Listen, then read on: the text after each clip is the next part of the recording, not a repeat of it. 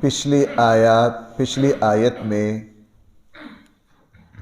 قرآن کریم نے یہ بات ارشاد فرمائی تھی، اِلَّا تَنْفِرُوا يُعَذِّبْكُمْ عَذَابًا أَلِيمًا، اگر تم غزوہ تبوک میں نہ نکلو، نبی کریم صلی اللہ علیہ وسلم کی معاونت اور اسلام کی سربلندی سے بے نیازی دکھاؤ تو اللہ تعالیٰ تم پر عذاب مسلط کر دے گا، تمہیں ذلیل و رسوا کر دے گا، تمہیں مغلوب کر دے گا، تمہارے دشمنوں کو غالب کر دے گا۔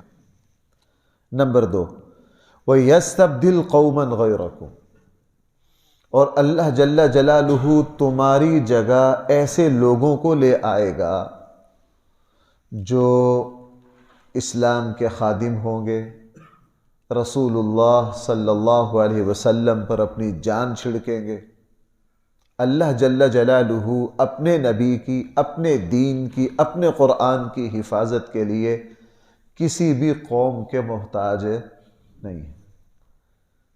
علامہ اقبال کے سامنے ایک منظر آیا لاہور کا، اتفاق سے لاہور کے 2-3 مشہور سادات، بھائی کون؟ نام لینے کی ضرورت نہیں، سادات، لاہور کے جو مشہور اڈے جسم فروشی کے اور شراب نوشی کے، ان کو آباد کیے ہوئے تھے علامہ اقبال بھی چونکہ اندرون لاہور میں رہتے تھے، اور اتفاق سے اسی وقت اندرون لاہور میں 1-2 سکھوں کے بیٹے، کن کے بیٹے؟ سکھوں کے بیٹے، مولانا عبید اللہ سندھی ہمارے ڈسکا کے ہوئے ہیں، سکھ کے بیٹے ہیں، قرآن کی بڑی تفسیر لکھ رہے تھے۔ ایک اور سکھ کے بیٹے، یہ دونوں مسلمان ہو کر بڑے عالم بن کر لاہور میں بیٹھ کر بھائی کیا کر رہے تھے؟ قرآن کی۔ علامہ اقبال شاعر بڑا حساس ہوتا ہے، پھر علامہ اقبال جیسا غیرت مند شاعر، علامہ اقبال ایک مرتبہ پھڑک گئے، پھر علامہ نے اس پر کلام بھی کہا۔ علامہ نے کہا، لوگوں دیکھو، سیدوں کے بیٹے یہاں میخانے چلا رہے ہیں اور سکھوں کے بیٹے بیٹھے قرآن کی تفسیر لکھ رہے ہیں۔ سکھوں کے بیٹے کیا کر رہے ہیں؟ قرآن کی تفسیر لکھ رہے ہیں۔ اللہ بھائی میرا آپ کا، کسی جماعت کا، کسی گروہ کا، کسی قوم کا، کسی عرب و عجم کا، کسی بادشاہ کا، کسی کا اللہ کا دین محتاج نہیں ہے۔ سچی بات یہ ہے، بیت اللہ کے غلاف پکڑنے والے اگر اللہ کو بے نیازی دکھائیں گے تو اللہ یورپ کے میخانوں سے اسلام کے خادم پیدا کر کے کھڑا کر دے گا۔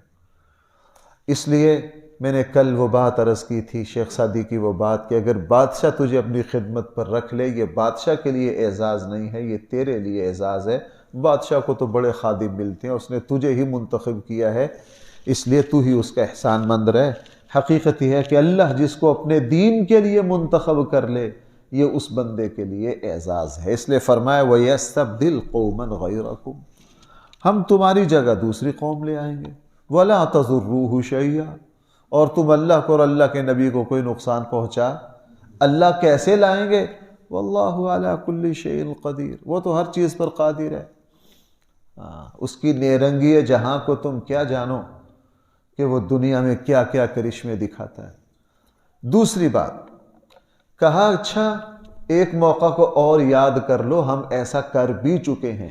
پچھلی آیت میں تو یہ کہا نا ایسا کریں گے، بھائی توجہ کرنا، پچھلی آیت میں کیا ہے؟ ایسا کریں گے۔ اگلی آیت میں کہا ایک مرتبہ کر بھی دیا ہے، ایک مرتبہ اِلَّا تَنْصُرُوهُ، وہ کب کر دیا؟ اِذْ أَخْرَجَهُ الَّذِينَ كَفَرُوا ثَانِيَ اثْنَيْنِ، جب کہ اس نبی کو مکہ سے نکالا تھا اور 2 آدمیوں میں سے ہمارے نبی دوسرے تھے۔ سفر ہجرت کی طرف اشارہ کہ جس وقت مکہ والوں نے نکالا، آپ حضرات کو پتہ ہے ساری بڑی شخصیات ہجرت کر کے مدینہ آ گئی تھی۔ بہت بڑی تعداد حبشہ جا چکی تھی پہلے سے۔ جب ہجرت مدینہ کا حکم آیا تو حضرت عمر سب ہجرت کر کے بھائی کہاں آ گئے تھے؟ مکہ میں یا چند غلام رہ گئے تھے یا چند کمزور مسلمان رہ گئے تھے جو کسی کی کیا اپنی مدد نہیں کر سکتے۔ سرکردہ لوگوں میں صرف اور صرف سیدنا صدیق اکبر تھے۔ حضرت علی جو تھے، حضرت علی بچوں میں تھے۔ بھائی حضرت علی اس وقت کیا تھے؟ حضرت علی بچوں میں شمار ہوتے تھے، 17، 18، 20 سال کے بچے تھے۔ حضرت ابو بکر رہ گئے کہ اللہ کے نبی کے ساتھ ہجرت ہوگی۔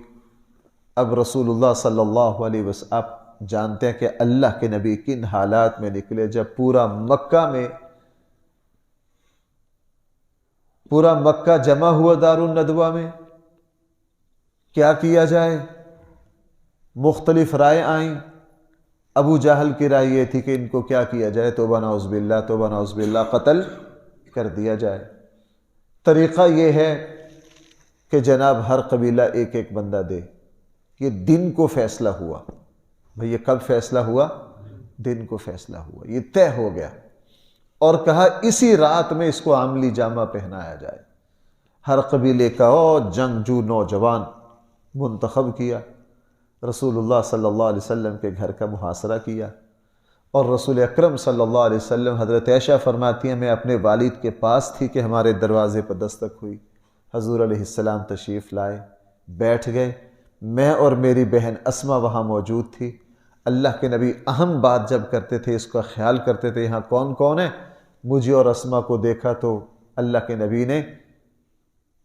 نبی نے کچھ نہیں فرمایا، ہم اپنے والد کے پاس تھیں، اور پھر ساری بات میرے والد سے کہی، میں اور اسما پاس بیٹھی سن رہی تھی کہ مجھے آج رات ہجرت کا حکم ہو گیا ہے اور آج رات آپ نے میرے ساتھ نکلنا ہے۔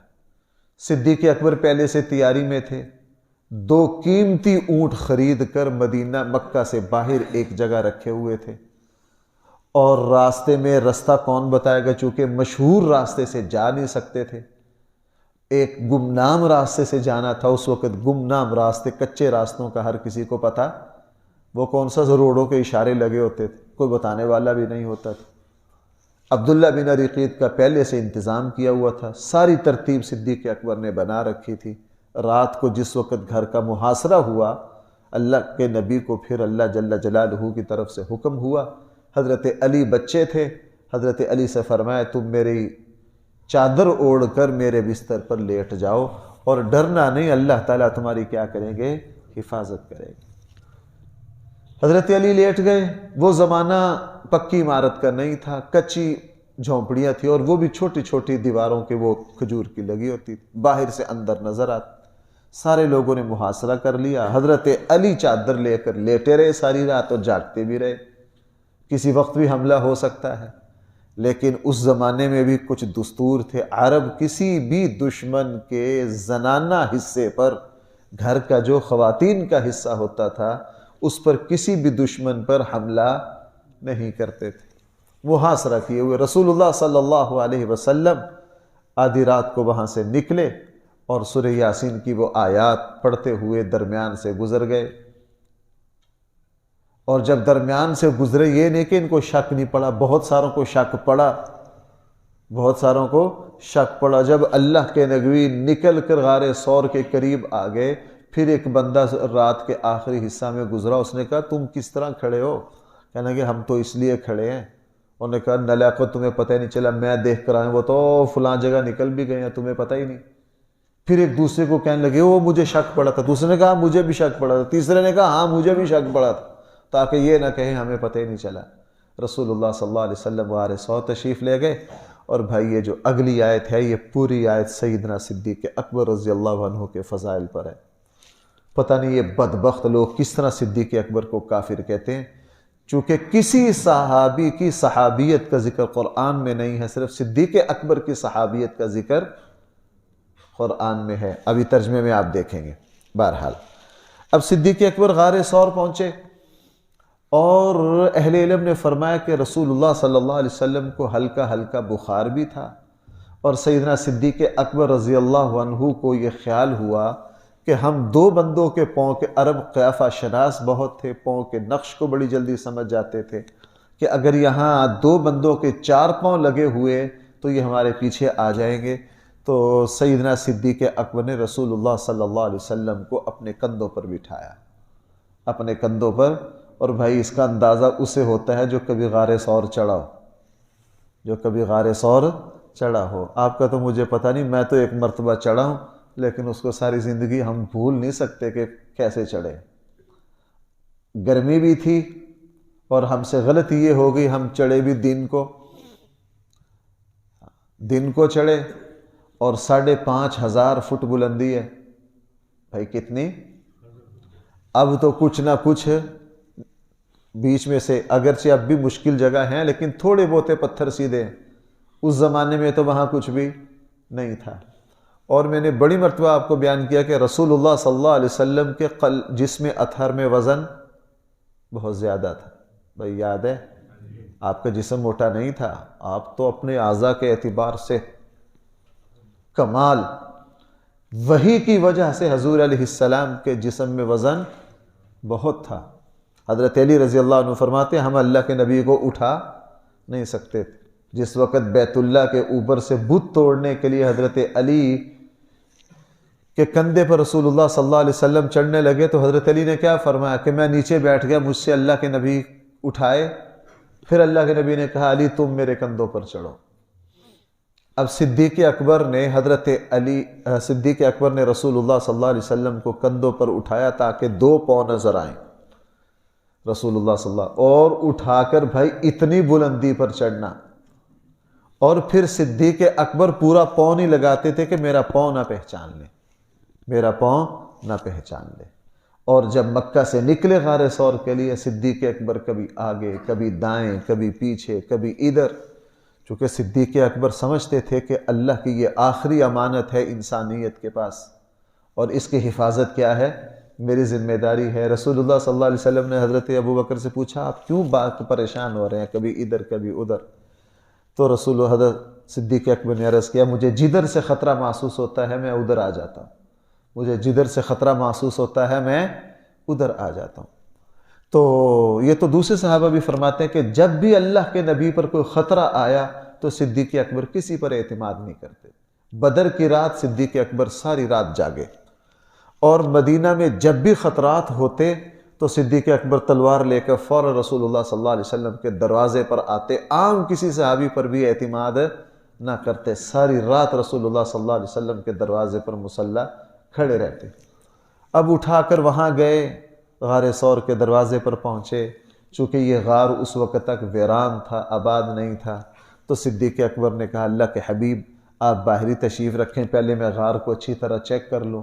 اندر گئے، اچھی طرح چیک کیا، اور جہاں جہاں سوراخ تھے ان کو بند کیا رسول اللہ، اور سارے انتظامات کیے ہوئے تھے۔ پھر صدیق اکبر رضی اللہ عنہ نے اپنے غلام کی ڈیوٹی لگا رکھی تھی کہ وہ صبح ہوتے ہی اپنی بکریوں کا ریوڑ جہاں جہاں ہمارے نشان ہیں اس کے اوپر چلاتے آئیں تاکہ ہمارے قدموں کے نشانوں کا پتہ نہ چلے۔ اور حضرت اسما رضی اللہ عنہا جو صدیق اکبر کی بڑی بیٹی تھی، ان کی ڈیوٹی تھی کہ ہر روز رات کو کھانا پہنچاتی تھی، ہر روز رات کو کھانا پہنچاتی تھی۔ بھائی ذرا مکہ سے جہاں صدیق اکبر کا گھر ہے نا، میں یہاں تو آپ کو نہیں بتا سکتا، جن کو یاد ہے جو برج مکہ ہوٹل ہے، جو برج مکہ، جس ہوٹل کے نیچے بن داود ہے، یہ جو برج مکہ ہوٹل ہے، اس مکہ کی جو سیڑھیاں اٹھ رہی ہیں نا، یہ سیڑھیاں صدیق اکبر کے گھر پر ہیں۔ یہ سیڑھیاں کہاں ہیں؟ اور یہاں صدیق اکبر تھے، یہیں سے رسول اللہ صلی اللہ علیہ وسلم شار ہجرہ کو سفر پر گئے۔ اب یہاں سے آپ پیدل اندازہ لگاؤ غار ثور کا کتنا ہے۔ اور رسول اللہ صلی اللہ علیہ وسلم کے لیے، صدیق اکبر کے لیے ہر روز رات کو 24 گھنٹے کا کھانا حضرت اسما پہنچاتی تھی، اور حالہ بچی ہیں حضرت اسما اس وقت۔ اور رسول اللہ صلی اللہ علیہ وسلم کے لیے، صدیق اکبر کے لیے، جو حضرت صدیق اکبر کے بیٹے تھے، ایک روایت میں ہے عبداللہ بن ابی بکر، ایک میں عبد الرحمن بن ابی بکر، دونوں صدیق اکبر کے بیٹے تھے۔ یہ کیا کرتے؟ رات کو خفیہ وہاں جاتے اور پورے دن کی صورتحال سے آگاہ کرتے کہ سرگرمیاں، آپ کے پکڑنے کی سرگرمیاں کیا کیا چل رہی ہیں۔ تو 3 دن رسول اللہ صلی اللہ علیہ وسلم نے اس طرح گزارے، اور پھر قرآن نے اس منظر کو تو خود بیان کیا، قرآن کا حصہ ہے یہ اگلی آیت کا، کہ جس وقت وہ پاؤں کے نشان دیکھتے دیکھتے غار کے دہانے تک پہنچ گئے، اور غار کے دروازے پر جا کر اس وقت جب دیکھا صدیق اکبر نے کہ یہ تو بالکل ہمارے سامنے آ گئے ہیں، اور بھائی جو وہاں غار میں گیا ہو نا، اور جو وہاں غار میں جا کر بیٹھا ہو، اس کو پھر یہ منظر بالکل ہمیں آپ تک غیبانہ سمجھ نہیں آتی تھی کہ یہ کیسے ہو سکتا ہے کہ جی وہ کافر آ کے سامنے کھڑے ہوئے۔ صدیق اکبر نے اللہ کے حبیب سے عرض کیا، اللہ کے حبیب ہمیں پکڑ لیا گیا۔ رسول اللہ صلی اللہ علیہ وسلم نے فرمایا، لا تحزن ان اللہ معنا، پریشان نہ ہو، اللہ ہمارے ساتھ ہے۔ اور وہ کافر اتنے قریب آ گئے تھے کہ اگر وہ اپنے پاؤں دیکھتے تو رسول اللہ صلی اللہ علیہ وسلم پر نظر پڑ جاتی، چونکہ غار اندر سے تھوڑا سا، یہ میں نے عرض کیا، اس کو نا یوں سمجھایا نہیں جا سکتا، جب بندہ غار کے منہ پر کھڑا ہوتا ہے یوں جاؤ تو غار کا رخ ادھر نہیں ہے جدھر سے رستہ ہے، یوں ادھر سے اوپر سے آتے ہیں، پتھر کے اوپر سے پھر غار میں آتے ہیں، اور واقعتاً غار کے دروازے پر جب کھڑے ہوئے نا، میں نے کہا ہلو، آج تک یہ آیت سمجھ نہیں آئی کہ اس کا منظر کیا ہے، وہاں کھڑے ہوتے ہی ساری سمجھ آ گئی کہ بالکل یہاں سامنے پتھر پر کافر کھڑے تھے، اور واقعتاً اگر وہ کافر یہاں دیکھیں نا، اپنے پاؤں کی طرف دیکھیں، اور سیدھا اندر نظر جاتی، اندر نظر۔ رسول اللہ صلی اللہ علیہ وسلم نے پورے اطمینان سے حضرت ابوبکر سے فرمایا، آپ ڈریے نا، اللہ تعالی ہمارے، اتنے میں ایک کافر وہیں پیشاب لگ گیا کرنے۔ رسول اللہ صلی اللہ علیہ وسلم نے فرمایا، اگر انہوں نے ہمیں دیکھ لیا ہوتا یا ہمارا پتہ ہوتا تو یہ ہمارے سامنے اس طرح پیشاب نہ کرتا، اور وہ وہاں سے نکل گئے، وہ وہاں سے نکل گئے۔ تیسرے دن پھر رسول اللہ صلی اللہ علیہ وسلم نے یہ سفر ہجرت شروع فرمایا ایک گمنام راستے سے۔ اب آئیے جو اصل مقصد ہے اس آیت کا، قرآن کریم فرما رہا ہے، پیچھے یہ فرمایا تھا کہ اگر تم میرے نبی اور اسلام کی مدد کے لیے نہ اٹھو گے تو ہم دوسری قوم کو مدد کے لیے، اور اس آیت میں کیا فرمایا، ہم تمہیں ان کی زندگی میں دکھا بھی دیتے ہیں۔ ایک موقع آیا بھی ہے جب یہ تنے تنہا تھے، صدیق اکبر کے علاوہ کوئی بھی ان کے ساتھ نہیں تھا، ہمارا غیبی نظام حرکت میں آیا، دیکھ لیجئے پورا مکہ جو ہے وہ دیکھتا کا دیکھتا رہ گیا، اور بھائی اس میں اس کا بھی اضافہ کر لیجئے۔ میں صرف اس نقطہ کو بیان، اللہ تنصرو، جو اس آیت کی روح ہے، میں اس پر زور دے رہا ہوں۔ آپ کو پتہ ہے سراقہ بن مالک تو بھائی راستے میں حضور تک پہنچ گئے تھے کہ نہیں، پھر غیبی نظام حرکت میں آیا، پھر غیبی نظام حرکت میں آیا، اللہ جل جلالہ نے فرمایا تم پکڑ کے دکھاؤ کیسے پکڑتے ہو، اس لیے قرآن نے فرمایا الا تنصروا، اگر تم ان کی مدد نہ کرو گے فقد نصرہ اللہ۔ دیکھو بھائیو، ان ایتوں سے میری ایک بات سنو بھائی، یہ صرف اللہ کے نبی کے ساتھ اللہ کی غیبی مدد خاص نہیں ہے،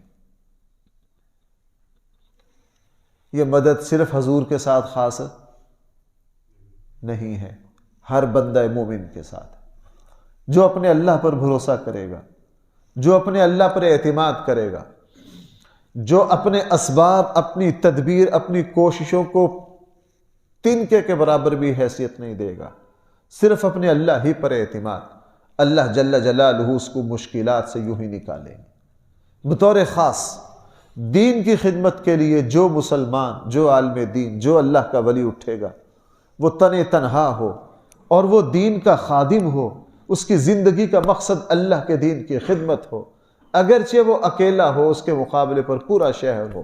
ہمارے سامنے اس کی ایسی ایسی مثالیں ہیں، ایسی ایسی مثالیں ہیں کہ فلاں اللہ کے ولی، ان پر ایسا مشکل لمحہ آیا، اللہ جل جلالہ نے پھر ان کو اسی طرح نکال کر ان سے پھر دین کی ایسی خدمت لی کہ ان کے زمانے کے لوگ تو ان کو مٹانا چاہتے تھے لیکن مٹا نہ سکے۔ سارے امام اعظم ابو حنیفہ کا جنازہ بھائی کہاں سے اٹھا؟ جیل سے۔ امام احمد بن حنبل لمبی جیل کاٹی ہے۔ امام بخاری، بڑی مرتبہ میں نے آپ کو سنا، امام بخاری کو تو کوئی رہنے کے لیے جگہ نہیں ملتی تھی۔ آپ تمام امت کے جنہوں نے بھی کام کیا، جن پر بھی کوئی مشکل وقت آیا، تو اللہ جل جلالہ نے یہی غار ثور والے اپنی سنت کو دوبارہ جاری و ساری کیا، دوبارہ کیا کیا ہے؟ جاری اور ساری کیا ہے۔ پاکستان بنا ہے، یہاں جتنے 70 لاکھ مہاجر آئے، اور 3 مہینے 3 مہینے، 6 مہینے، 7 مہینے ان کو چھت نہ نصیب ہوئی، لیکن اللہ جل جلالہ نے اپنے سارے بندوں کو بھائی پھر جگہ دی کہ نہیں دی؟ یہ اللہ کی سنت ہے۔ اس لیے فرمایا الا تنصروہ، اگر تم ان نبی کی، اسلام کی مدد نہ کرو گے، فقد نصرہ اللہ، یقیناً اللہ تو مدد کر چکا ہے۔ کب جی؟ اذ اخرجہ الذین کفروا، جب نکال دیا اس ہستی کو کافروں نے، ثانی اثنین، اور آپ 2 میں سے دوسرے تھے۔ کب جی؟ اذ ہما فی الغار، جب یہ دونوں ہستیاں کہاں تھی؟ اذ ہما، ایک نہیں تھی، وہاں صدیق اکبر بھی ساتھ تھے۔ اذ یقول لصاحبہ، جب آپ اپنے ساتھی سے کہہ رہے تھے، بھئی صاحب سے کون مراد ہے؟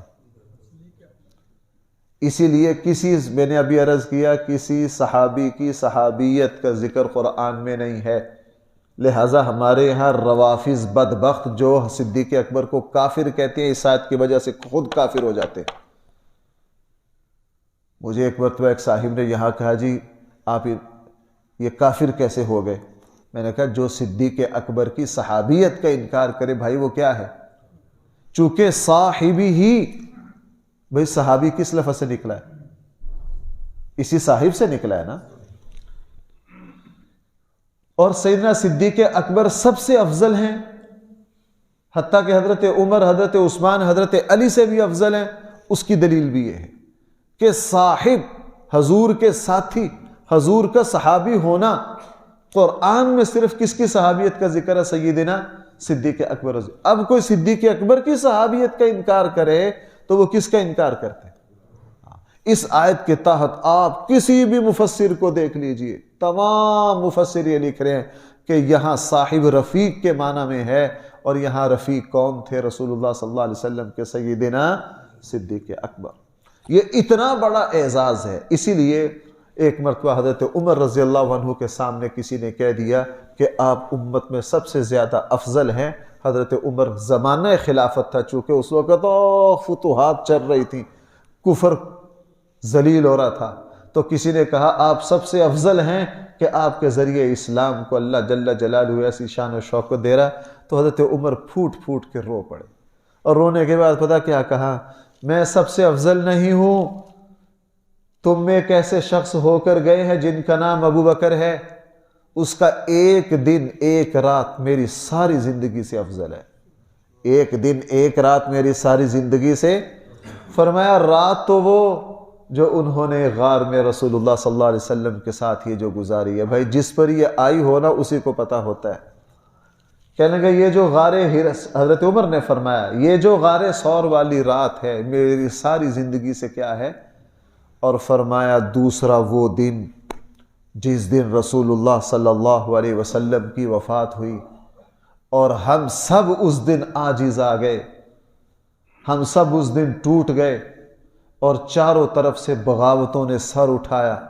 صدیق اکبر پہاڑ بن کے کھڑے ہوئے اور کہا کہ جناب رسول اللہ صلی اللہ علیہ وسلم کے زمانے میں جو نظام چل رہا تھا میں اسی ہی نظام کو چالو کروں گا، چاہے ہمارے جسم کے ٹکڑے ہو جائیں۔ حضرت عمر نے فرمایا میں نے بھی ابو بکر سے کہا تھا آپ نرمی سے کام لیجئے، تو مجھے جھڑک دیا تھا صدیق اکبر نے کہ تو زمانہ کفر میں تو بڑا دلیر تھا، اب اسلام کی باری آئی ہے تو بزدلی دکھاتا ہے۔ تو حضرت عمر نے فرمایا میری ساری زندگی کی نیکیاں، میری ساری زندگی ایک طرف ہو، سیدنا صدیق اکبر کی غار والی رات اور رسول اللہ صلی اللہ علیہ وسلم کی وفات پر جو انہوں نے پوری امت کو سنبھالا، یہ ایک دن اور ایک رات میری ساری زندگی سے۔ اذ یقول لصاحبہ، جب اپنے ساتھی سے کہہ رہے تھے لا تحزن ان اللہ معنا، تو ڈر نہ، اللہ کس کے ساتھ ہے؟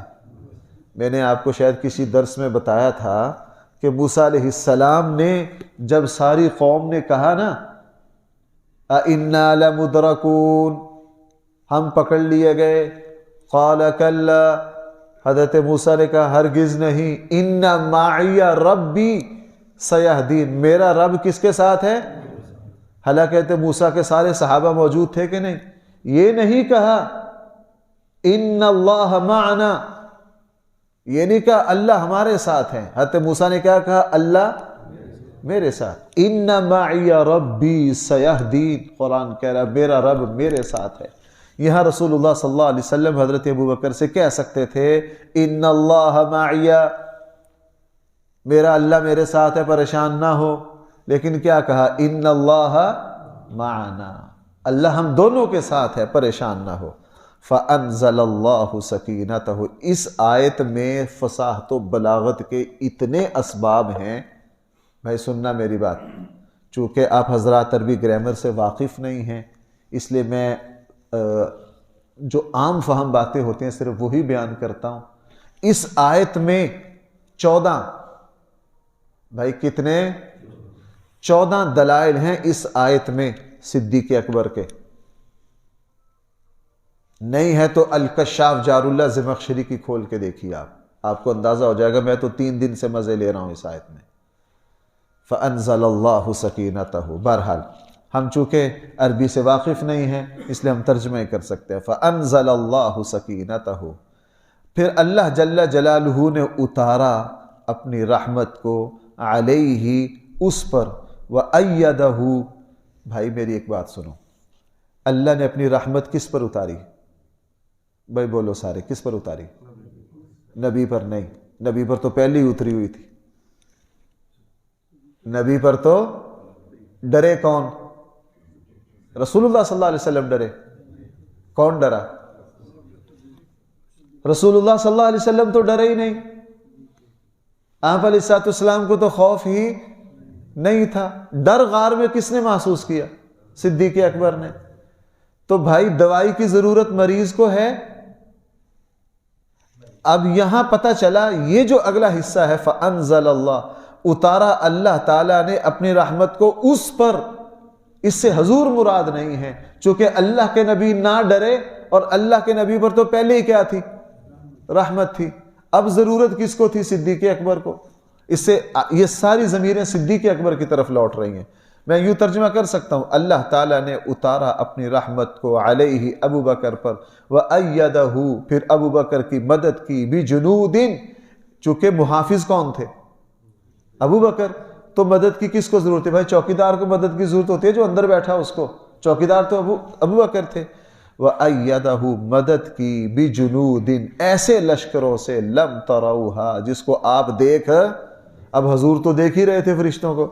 وَجَعَلَ كَلِمَةَ الَّذِينَ كَفَرُوا السُّفْلَىٰ، اللہ کا فیصلہ تھا کہ اللہ تعالیٰ کافروں کے کلمہ کو ذلیل و رسوا کریں گے. وَكَلِمَةُ اللَّهِ هِيَ الْعُلْيَا، اور اللہ کا کلمہ ہمیشہ ہی بلند رہے گا. بھائی اللہ کا کلمہ کیا رہے گا؟ یہ وہی بات ہے جو میں نے ابھی 2 رکوع پیچھے لِيُظْهِرَهُ عَلَى الدِّينِ كُلِّهِ پر کہا تھا کہ اسلام کے 2 غلبے مراد ہیں، ایک غلبہ دلیل، ایک غلبہ نظام. غلبہ نظام، غلبہ دلیل اسلام کو ہر وقت حاصل ہے. اس کی ایک دلیل یہ ہے، اللہ تعالیٰ کہہ چکے ہیں وَكَلِمَةُ اللَّهِ هِيَ الْعُلْيَا. ساغر صاحب یہ جملہ اسمیہ ہے. کلمۃ اللہ، کلمہ مضاف ہے، لفظ اللہ مضاف الیہ، مضاف الیہ مل کے مبتدا ہے. ہیا پھر مبتدا ہے، العلیا اس کی خبر ہے. مبتدا خبر مل کر کلمۃ اللہ کی خبر ہے، اور مبتدا خبر مل کر یہ جملہ اسمیہ خبریہ ہے. اور جملہ اسمیہ خبریہ استمرار اور دوام پر دلالت کرتا ہے. اس لیے اس کا ترجمہ یہ ہوگا وَكَلِمَةُ اللَّهِ هِيَ الْعُلْيَا، اللہ کا کلمہ ہمیشہ بلند رہے گا. واللہ عزیز حکیم، اللہ جل جلالہ سب پر غالب ہیں، الحکیم، وہ ساری حکمتوں کو جاننے والے ہیں. اللہ تعالی ہم سب کو صحیح فہم عطا فرمائے. الحمدللہ رب العالمین، والصلاة والسلام على سید الانبیاء والمرسلین وعلى آلہ واصحابہ اجمعین. ربنا آتنا